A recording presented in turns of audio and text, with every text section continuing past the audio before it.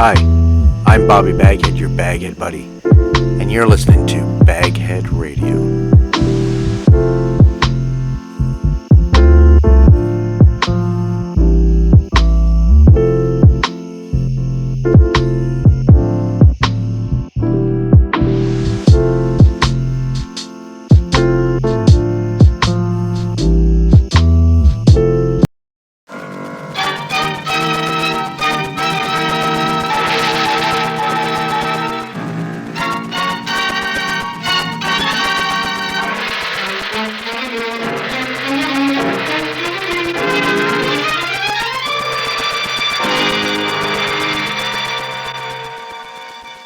Presenting Orson Welles as the Third Man.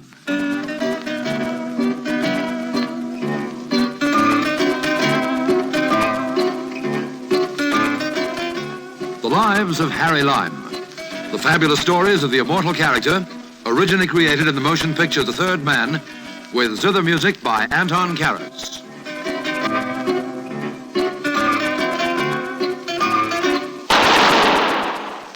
That was the shot that killed Harry Lime.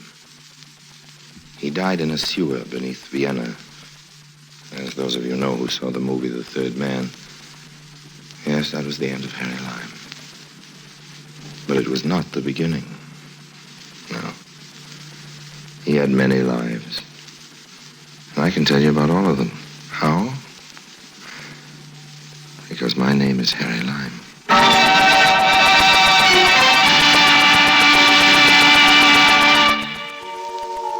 Buenos Aires, July 1944. The Argentine papers were full of the attempted assassination of Adolf Hitler. It had failed, but all of us knew that the Nazi Party was doomed. Buenos Aires was full of those once high in the Nazi councils, and they brought with them money, jewelry, art treasure.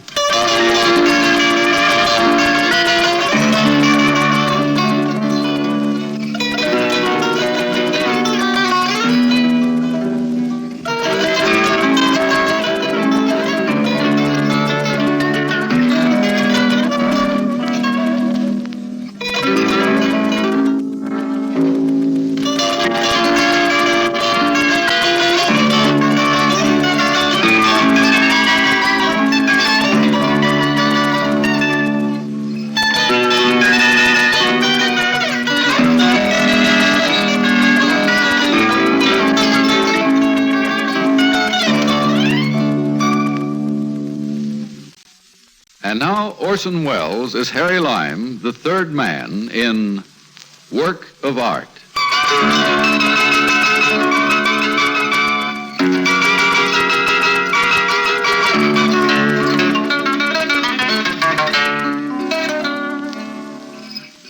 Yes, there I was in Buenos Aires, just a clean-cut young American boy looking for a chance to hustle an honest buck. A friend had given me a letter to Senor Juan Fernandez, a gentleman with a handsome face, impeccable manners, and no morals. My informant had indicated that the senor might be helpful in guiding me along my chosen path. But when I called at his art galleries, housed in a brownstone building just off the Plaza del Congreso, he refused to see me. Well, there were always other sources of income to be found without Senor Fernandez's help, and the bar at the Casa del Oro seemed an ideal place for a young man to start a career.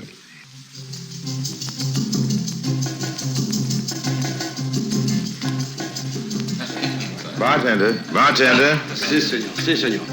Dispense this to the tomorrow. I beg pardon, I don't understand much Spanish. I would make the apology for being so long. See, the supply of rum behind the bar, she was finished, and I go to the stockroom to bring some more. Okay. Skip it. No le entiendo, senor. What is skipping? I mean, let it go. Never mind. There's no harm done. I'll have a scotch. Gracias, senor. In Buenos Aires, we use much rum, the speciality of the house. She's a drink I made myself invented. Made from 4 different kinds of rum. The juice of the pineapple, the dash of curacao, a sprinkling of the... Fine, I'll have a scotch and soda. Si, senor. But you would like my speciality. You're from all the world. They say it is the fine... You make a mistake in ordering scotch and soda with rum, Mr. Ponce. Why? And your clothing, caramba. You should buy clothes in the stores of Buenos Aires as soon as possible. Miss Emily Post, I presume? No, my name is Fernandez, Juan Fernandez. And I do not make these suggestions for the sake of etiquette, Mr. Lime, only for business reasons. I'm completely fascinated, Senor Fernandez. Please continue. In our profession, we must dress as the multitude dresses. We must drink as they drink, act as they act. We must never call special attention to ourselves, but must seemingly melt into the background. Yeah, but I melt so badly. I'm serious. I tell you these things for your own good. Isn't this concern for me a little sudden, old man? This morning you wouldn't even see me. Your drinks, senor. Oh, thank you. Thank you very much. And you, senor. I'll have one of your specials, Gerardo. We'll be over the little table in the corner. But of course, senor. It was not judicious of you to come to my art gallery, Senor Lime. You see, the business that goes on in the front rooms is quite regular, but there is a back room where some of the transactions are a little bit less orthodox. Oh, yeah? My backroom friends must not be seen coming into my establishment by my front room friends. You do understand? No, of course. It's perfectly clear. Lime, you come to Buenos Aires to reap some of the wealth here, huh? You are not the type to do it honestly, and that is all right with me. I will help you. But we must remain casual acquaintances who meet in bars, not business associates. You must not come to my galleries. Okay, old man. You are not giving me your full attention. Well, how could I? Did you see what came through that door? The beautiful senorita with the off-the-shoulder dress. You don't miss anything either, do you, old man? Not very much, I assure you, senor. Why should you know? If you and I come to terms, senor, she is the first assignment.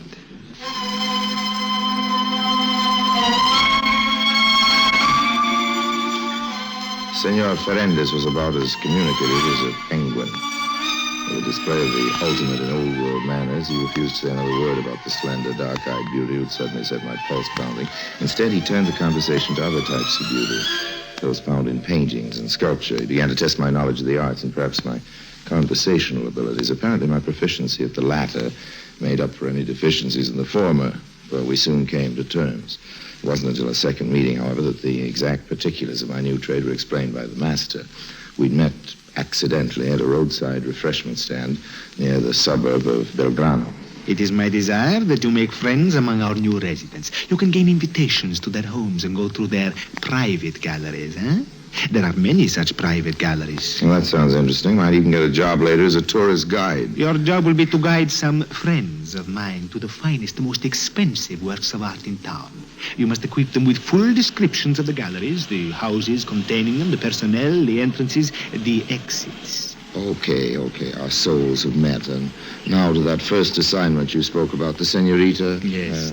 Little is known of Senorita Melissa Corday. She came here a few months ago. She rented an expensive villa, and she's invited only a few close friends to see her art treasures.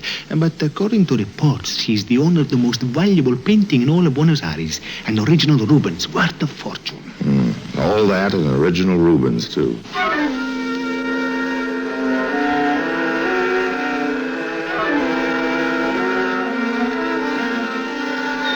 I don't know what Juan Fernandez is worried about. What could happen to me? I wasn't going to be doing any of the stealing. My job consisted of being charming and observant. During the next few weeks, I managed to exercise my charm on half a dozen of the local gentry. I was invited to their homes, and I made polite compliments to my hosts, extravagant ones to my hostesses. You know, it's amazing how much information you can get if you say the right things about a woman's choice of dresses or a man's choice of wines. And Senor Fernandez paid me handsomely for the information, but both of us were still primarily concerned with Senorita Melissa Corday. And she proved as elusive as the olive at the bottom of a martini. However, by this time we were both members of Buenos Aires society, and an eventual meeting was inevitable. I managed to meet her often. As a matter of fact, she found me quite irresistible. I'm very sorry, Senor Lime, but I'm busy tomorrow. The following day, then? No, I'm sorry. The following day I have an engagement. The day after that, Senorita Busy. Corday. Busy, huh? Now, there were two things driving me toward Melissa Corday. My determination that I'd pierce that core of cold steel and my desire to get the Rubens. Oh, I've known women like her before. Women with cash registers where their hearts were supposed to be, but it wasn't going to defeat me. I'd have a bank balance to blind the next mercenary woman I'd met, and Melissa Corday was going to be the donor. On Saturday evening, Senorita Corday was giving a large dinner party for a visiting American diplomat. After a short study of the guest list, I chose as my target an undersecretary of the English consulate, Mr. Albert Ramsey. I studied him carefully. I learned of some of his former posts and all of his weaknesses, including that of absent-mindedness. On Saturday evening, I followed him out of his hotel. Hi, Sam. I'm sorry, I wasn't looking... Bertie, Albert Ramsey in the flesh. Oh, yes, in the flesh, as you say. But, How have you been, old boy? I heard you were connected with the concert over here, but I haven't had a chance to look you up. It is good seeing you well, again, yes, it's old nice man. seeing you. Imagine bumping into good old Bert Ramsey right in the middle of Buenos Aires. It's been a long time, hasn't it, old Well, I man? hope you'll forgive me, a frightful memory, but I don't seem to remember quite where it was. Oh, you're the last joking, of time. course. You remember. It's at the Shoreham Hotel in Washington. Oh, yes, Yes, of of course. course. How frightfully stupid of me. Washington, eh? Yes, Washington. Must have been about 40. 1940 it was, but exactly. And you say you have a bad memory. This is really a break bumping into you on my first free evening since I got here. You've got to have dinner with me, old man. Well, fact of the matter is, I have a dinner engagement. Charming girl. Having a bit of a party tonight. Promised I'd go. Well, I'm certainly not going to say goodbye after having been lucky enough to run into you. I hate these dinner parties myself, but then maybe you couldn't take me along even if you wanted to. Oh, I dare say it'd be all right. Well, as but, long as you say it'd be all right, you're sure I wouldn't be intruding? Oh, no, of course not. No, a pretty girl like that'll be delighted to have me bring a handsome young chap around. Probably only invited an old duffer like me because she needed an extra man. Well, if you're positive, it's all right. Oh, I do have a confession to make, though. That rotten memory of mine, I remember our meetings in Washington plain as though they occurred yesterday, but your name slipped right out of my mind. Can you imagine that? Well, don't apologize. It's Lime. Harry Lime.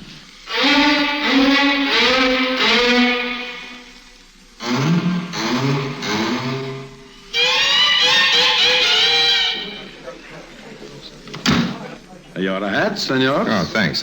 Here, take my stick, too. I've got a stalwart companion with me now. I won't need a stick if I'm attacked by rogues. That's a good one, Bert. That's a good one. Here comes our hostess. Good evening, Mr. You look simply ravishing, my dear. Look, I want you to meet an old and very dear friend of mine, Mr. Harry Lime. I've had the pleasure. Oh, don't say I didn't know. Oh, I'm terribly sorry, Melissa. I didn't know Mr. Ramsey was coming here. I bumped into him. Oh, it's all my fault, my dear. Harry and I met accidentally, and I hadn't seen him for years. I simply insisted that he come along. I suppose I was so busy chatting about old times, I didn't get round to telling him who our hostess was. I see. I hope you'll pardon an old duffer. Yes, of course, Mr. Ramsey. Of course, you could call the police or have your servants throw me out. I say he is droll, isn't he, my dear? Very. Well, come in and have a drink. The others are a little ahead of you already. Oh, we'll catch up, won't we, Harry?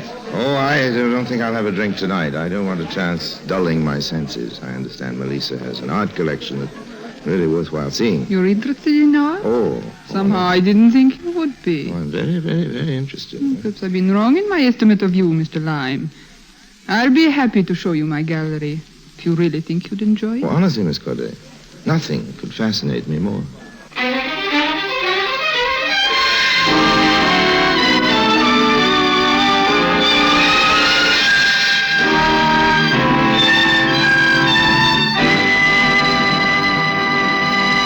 Orson Welles returns in just a moment as the third man.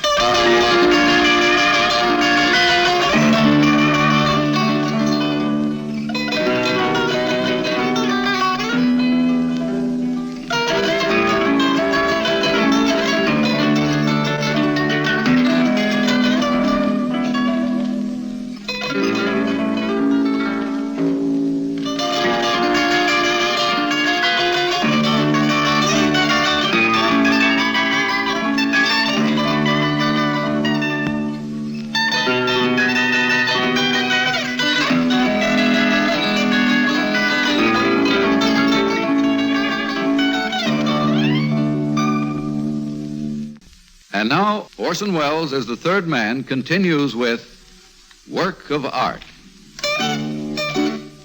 Dinner was an eternity of rich food and rich people. The small talk was so small it was almost non-existent.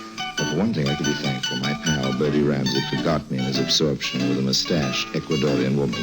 He was probably fascinated by the task of counting her chins. No mean job, since she was constantly quivering with laughter. At any rate, the dinner was over in what seemed like a mere few months. And after what Mr. Ramsey probably would have called a decent interval, I persuaded Melissa Corday to take me on a cook's tour of her gallery. Well, This is it. Oh, it's magnificent. Why, there must be a fortune represented here. It means little to me now. Perhaps someday it may have value for me again. Listen, maybe you don't realize what's wrong. You're lonely.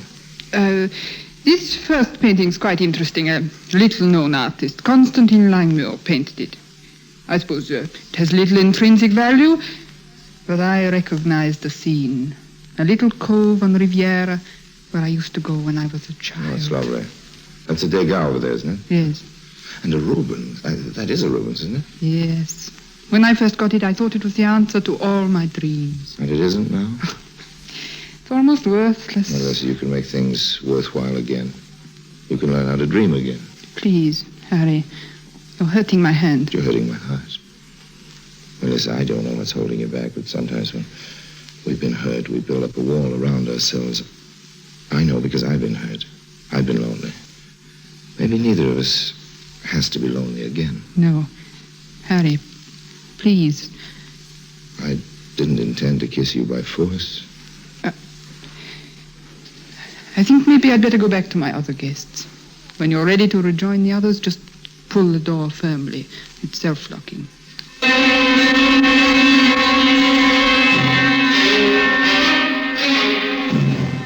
The gallery was in a separate wing of the house, connected to a small sitting room with only the self-locking door between. The sitting room had a large French door that led to a small balcony, and the street was only 7 or 8 feet below. On the other side of the sitting room was a boudoir, Melissa's. The servants' quarters must be miles away. It was a setup. And Harry Lime wasn't going to give this setup away for any 25% of the Rubens' value. Let Ferendez take his 25%. It's going to be 75 for me. I wedged a match in the lock, and then I rejoined the gay party of the doddering diplomats. Oh, well, there you are, my boy. Did you manage to come out with a Picasso under your coat? It wouldn't quite fit, but...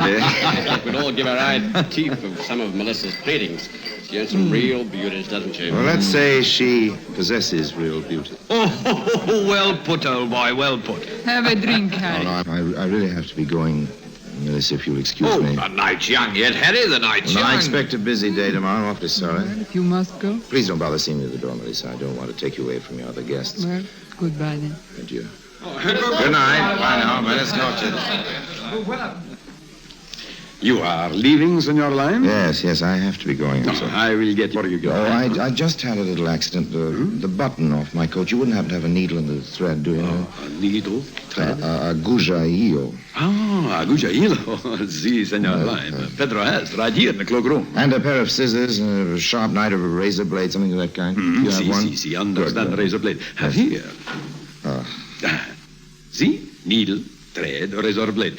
You want Pedro to sew? No, thanks very much. I can manage. I hate to keep troubling you, but suddenly I seem to be very thirsty. Do you think I might have a glass of water? Si, Senor. Oh, thank you. If you could get it while I sew this on. Of course, Senor. I shall be right back. No. Take your time. Take all the time in the world.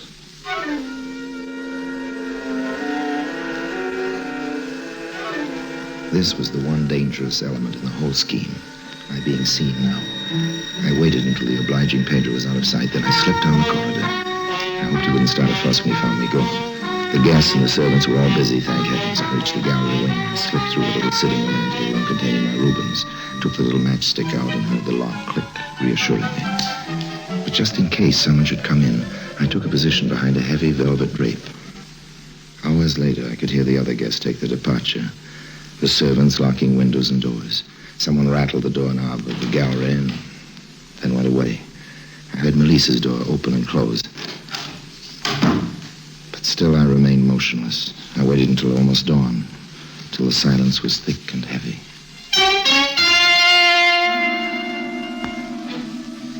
Stealthily, I approached the priceless painting. I took the razor and slipped the canvas neatly from the frame. I rolled it up and slipped it into the lining of my coat. A few hurried stitches took care of the rip I'd made for it. I held my breath as I tiptoed to the door and opened it gently. Crossed to the French door that led to the balcony. Below was the street and safety. The latch worked easily. I started to turn the handle.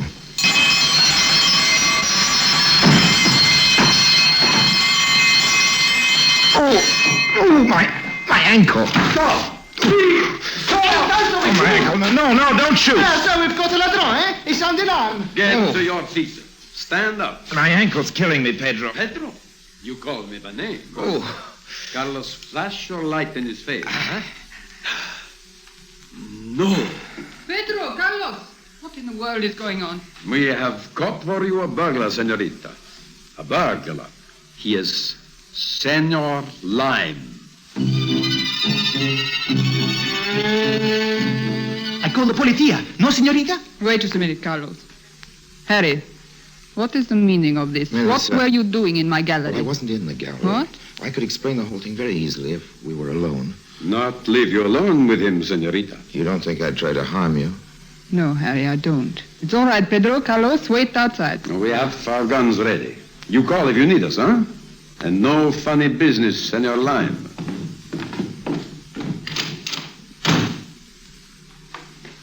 Well, Harry?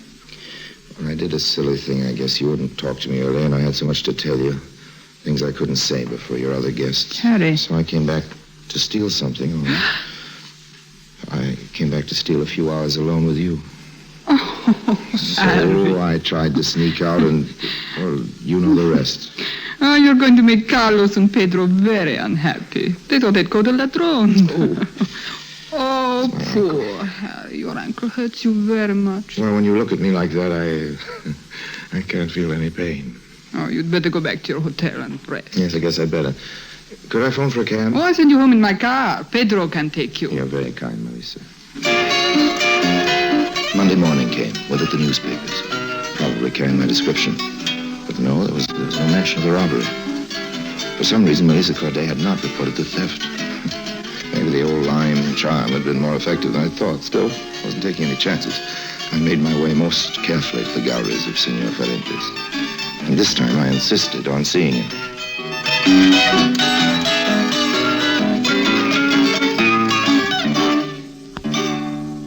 You should not have forced your way in, Harry. I told you I had to see you, and you'll be happy to see me. What in the world are you doing? Just removing a little painting I happened to pick up.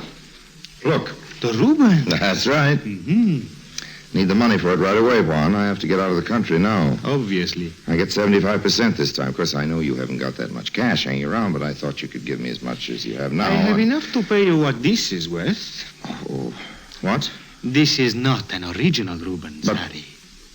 But you were the one who I told had me. never seen it when we discussed the matter. It's a good copy, a very good copy, worth $100 perhaps. No. So that's what she meant. It's almost worthless. I was worried about her morale. What's her game, Juan? Oh, I suppose a very old one, ensuring a fake, permitting someone to steal it and giving him ample time to make a getaway, and then suddenly discovering the loss and reporting it to the insurance company. So now the insurance detectives be after me, and for a $100 copy. Oh, those insurance investigators are always the most relentless. And she's in the clear. If I'm caught, she didn't dream it was a copy. If I make a getaway, she's rich. It was all window dressing. Those servants, the house, You everything. better leave, Harry. Pedro, he'd make a lovely witness. He even gave me the razor blade I used. I have a friend. He owns a small freighter. and It Yes? sails in a few hours. I'll call him. The Natalie Third. It's moored in the Puerto Nuevo. I'll find it. I'm awfully sorry, old man. I'm a little short of cash. Here, $100 for the Rubens copy. Oh, I don't know what I can do with it. The skipper of the freighter is a friend of mine. He will not charge you more than $100. Okay, well, goodbye, old man. I suppose I just encountered one of the hazards of the profession. Thanks for the 100. You're welcome. He's gone. Yes, Senorita Corday, you can come out now. I don't know how I can ever thank you. You were my only chance. I had to come to you, Senor Fernández. It was a great pleasure to save your masterpiece for Oh, you. that wasn't all you saved. No? If I'd called the police last night, there would have been no way of explaining the presence of an attractive man in my home at that hour. Mhm. One who'd been present all evening. It would have been compromising. I never could have obtained my divorce. My only reason for being in Buenos Aires would have been shattered. My months of being rude to every man who looked at me, lest my husband's agents could misinterpret my friendships. You know, I'm beginning to think I was never cut out for this business. We Spaniards are too sentimental, eh? Like Harry Lime, I might have made a fortune out of this painting. Imagine but, getting it back for $100. But with no profit to me. All I accomplished was the saving of a woman's reputation. A perishable commodity at best.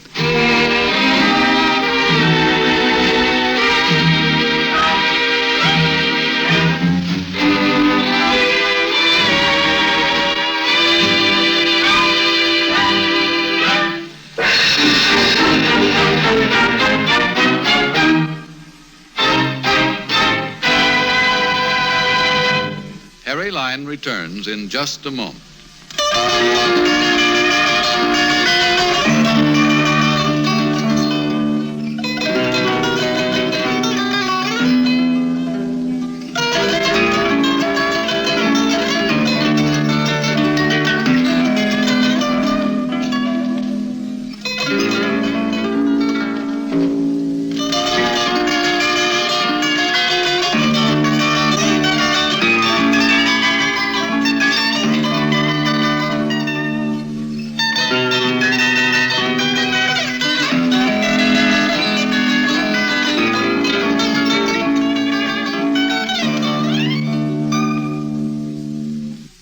And now, Harry Lime.